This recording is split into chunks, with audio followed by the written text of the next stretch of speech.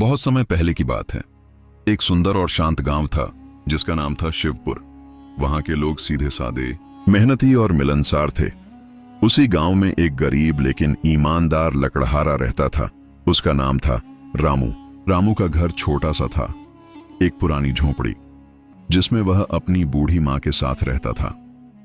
उसके पास न जमीन थी, न जानवर, न ही ज्यादा कपड़े या पैसे, मगर फिर भी वह हर सुबह सूरज निकलने से पहले जंगल जाता, पेड़ काटता, लकड़ियां इकट्ठा करता और उन्हें गांव में बेचकर अपनी मां के लिए खाना और दवाइयां लाता। रामू को अपनी गरीबी से कोई शिकायत नहीं थी, क्योंकि वह जानता था कि मेहनत और ईमानदारी ही असली दौलत है। एक दिन सुबह सुबह रामू जंगल गया। उस दिन आसमान में हल्के बादल थे और ठंडी हवा चल रही थी। रामू ने एक बड़ा पेड़ देखा जो नदी के पास खड़ा था। उसने अपनी लोहे की कुल्हाड़ी निकाली और पेड़ पर वार करना शुरू कर दिया। जैसे ही उसने तीसरा वार किया, उसका हाथ फिसला और कुल्हाड़ी सीधे नदी में जा गिरी। रामू डर गया।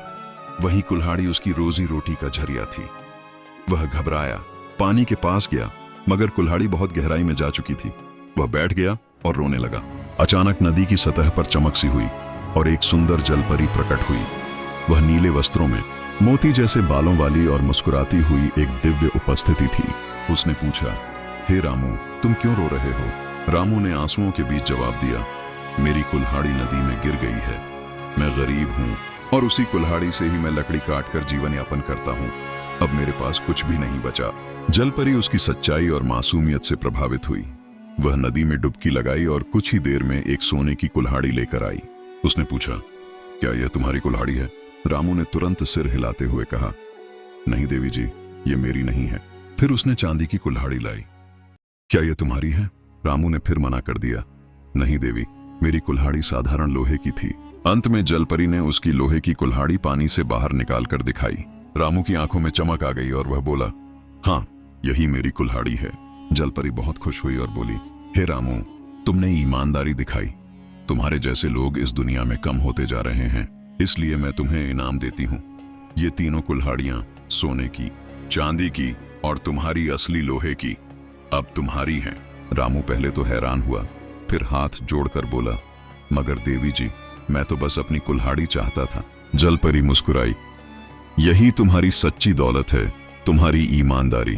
ये दौलत इंसान को वो सब देती है जो सोना और चांदी नहीं दे सकते। इतना कहकर जलपरी नदी में गायब हो गई। रामू खुशी से झूम उठा। वह तीनों कुल्हाड़ियां लेकर घर लौटा। जब गांव वालों ने उसकी कहानी सुनी तो पहले उन्हें यकीन नहीं हुआ, लेकिन जब उन्होंने सोने और चांदी की कुल्हाड़ियां देखी तो वे हैरान रह गए। रामू ने कभी घमंड नहीं किया। उसने उस धन का सही उपयोग किया।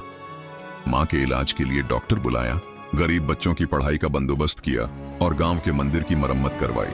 अब रामू अमीर हो गया था, लेकिन उसका दिल आज भी उतना ही सच्चा और सरल था। ईमानदारी वह दौलत है जो न बिकती है, न चुराई जा सकती है। ये दिलों में घर बनाती है और इंसान को सच्चे अर्थों में महान बनाती है।